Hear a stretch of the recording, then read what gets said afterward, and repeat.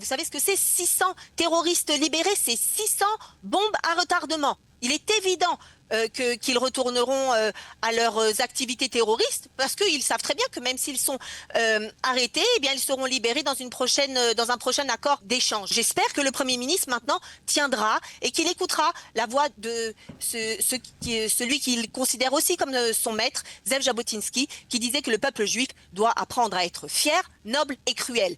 Et nous n'avons jamais appris à être cruel. Ça a toujours été contre nous. Aujourd'hui, il est temps de devenir cruel. Même si cela peut aller à l'encontre de certaines valeurs du judaïsme. Ça n'est pas à l'encontre des valeurs du judaïsme. Vous savez, quand David Ameller a fait sa guerre contre les Amalécites et qu'ils avaient pris également des otages, eh bien David Ameller n'a pas fait d'accord de soumission. Il a décimé tous les Amalécites et il a récupéré ses otages. Pourquoi est-ce qu'on pense que le peuple juif est censé être toujours conciliant, qu'il doit avoir pitié de ses ennemis? Mais pas du tout.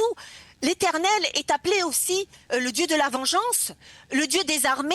Nous n'avons pas cette habitude de conciliation, de compromission. C'est quelque chose de nouveau.